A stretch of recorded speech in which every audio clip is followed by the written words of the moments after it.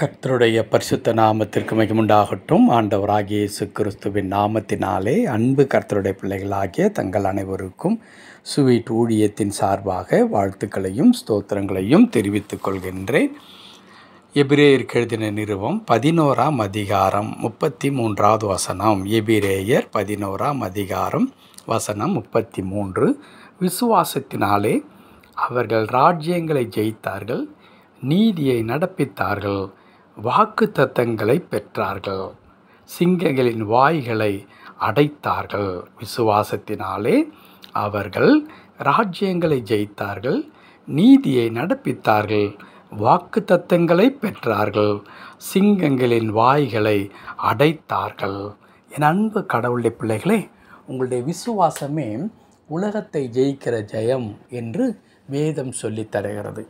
கடவுளுடைய பிள்ளைகள் இந்த உலகத்தை எளிதாக ஜெயித்து விடலாம்.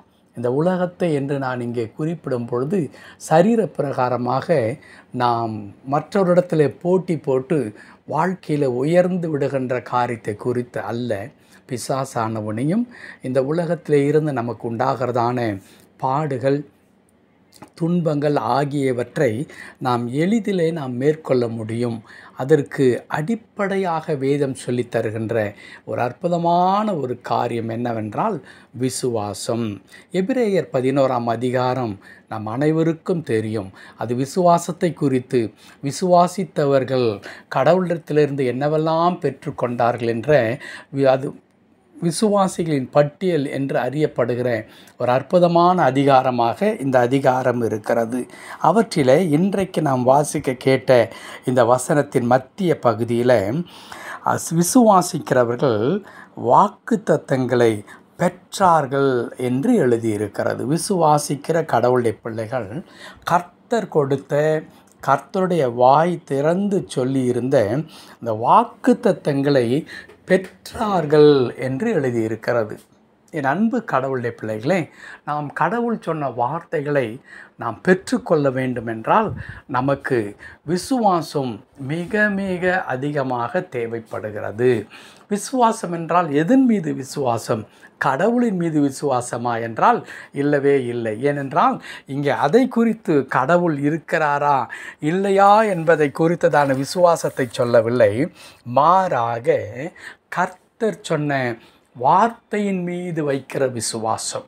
கடவுளை நாம் விசுவாசிப்பதினால்தான் ஆண்டவராகிய இயேசு கிறிஸ்து எனக்காக இரத்தம் சிந்தினார், எனக்காக மரித்தார், அவருடைய இரத்தம் என் பாவங்களை கழுவிற்று, நான் இன்றைக்கு அவருடைய பிள்ளையாக இருக்கிறேன், அவர் உயிர் தெழுந்தார், திரும்ப வரப்போகின்றார், எனக்கு ரட்சிப்பை அருளி இருக்கிறார். இதெல்லாம் எதை சார்ந்தது? கடவுள் மீது நாம் வைத்திருக்கிற விசுவாசத்தை சார்ந்தது. விசுவாசம் இல்லாமல் எந்த ஒரு மனிதனும் இப்படிப்பட்ட காரியங்களை அவன் என்ன செய்ய மாட்டான், தன் உள்ளத்தில் ஏற்றுக்கொள்ளவே மாட்டான். இன்றைக்கு அநேக கற்ற அறிஞர்களையும் பார்க்கின்றோம். அவர்களுக்கு நம்மை விட வேத அறிவு அதிகமாக இருக்கிறதை நாம் பார்க்க முடியும்.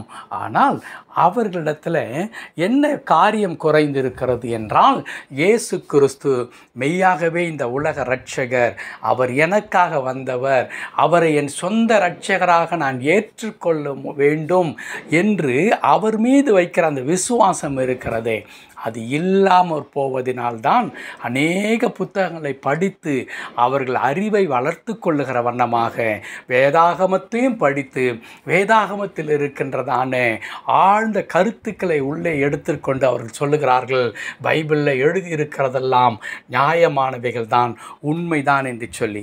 ஆனால் இயேசுதான் என்னுடைய இரட்சகர் என்று வரும் பொழுது அவருடைய இருதயம் கடினப்பட்டிருப்பதினாலே, அல்லது அவர்கள் வேறொரு காரியங்களின் மீது நம்பிக்கை கொண்டு அதிலே ஆழ்ந்த நம்பிக்கை வைத்திருப்பதினாலே கடவுளை, இயேசு கிறிஸ்துவை தன் சொந்த இரட்சகராக அவர்கள் ஏற்றுக்கொள்ள முடியாமல் போகிறது.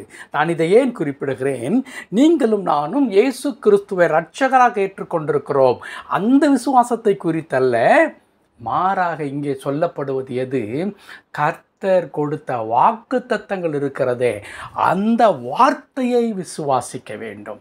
ஆம், ஆண்டவர் என்னை குறித்து, என் எதிர்காலத்தை குறித்து, என் குடும்பத்தை குறித்து, என் பிள்ளைகளை குறித்து ஆண்டவர் இப்படி வாக்குத்தத்தம் பண்ணி இருக்கிறார். அந்த வாக்கை என் வாழ்க்கையில் நிறைவேற்றுவார் என்கிறதான ஆழமான ஒரு உறுதி இருக்கிறதே. அந்த உறுதி நமக்கு மிக மிக அவசியமாக இருக்கிறது. ஆபிரகாம் விசுவாசிகளின் தந்தை என்று போற்றப்படுகிற அவர் எப்படி எந்த இடத்துல எதை விசுவாசித்தார்? கர்த்தர் சொன்ன வார்த்தையை விசுவாசித்தார். அதுவும் நம்புவதற்கு ஏதுவில்லாத சூழ்நிலையில் அவர் விசுவாசிக்கின்றார். ஆண்டவர் எனக்கு ஒரு மகனை கொடுப்பேன் என்று சொல்லி இருக்கிறார், அவர் கொடுத்தே தீருவார் என்று சொல்லி. என் அன்பு கடவுளுடைய பிள்ளைகளே, ஒரு நாள் 2 நாள் அல்ல, ஓராண்டு 2 ஆண்டுகள் அல்ல, 25 ஆண்டுகள் விசுவாசத்தில் தளர்ந்து போகவே இல்லை. ஆல்ரெடி அவருக்கு 75 வயது. கர்த்தருடைய வாக்குத்தத்தம் வரும்பொழுது நிறைவேறினது எப்பொழுது? 100வது வயதில். அப்படி என்றால் ஆபிரகாமுக்குள்ளே என்ன இருந்தது? அது காலங்கள் மாறினாலும் கர்த்தருடைய வார்த்தை மாறாது என்ற நம்பிக்கை இருந்தது. அதுதான் கடவுள் சொன்ன வாக்குத்தத்தத்தை அவன் வாழ்க்கையிலே கொண்டு வந்தது, நிறைவேறிற்று, அந்த கண்களால் காணச் செய்தது. அந்த கர்த்தர் சொன்ன ஆசீர்வாதத்தோடு வாழவும் முடிந்தது. இன்றைக்கு உங்கள் வாழ்க்கையில் கூட கடவுள் அப்படிப்பட்ட அற்புதத்தை செய்ய முடியும். அவர் சொன்ன வார்த்தையில் ஒரு இம்மை அளவு கூட பொய்த்து போகாது, இல்லாமற் போகாது. அதை நீங்கள் விசுவாசிங்கள், அதற்காய் காத்திருங்கள், நிச்சயமாய் அது நிறைவேறும். கர்த்தர் தாமே உங்களை ஆசீர்வதித்து தொடர்ந்து வழி நடத்துவாராக. ஆமேன், ஆமேன்.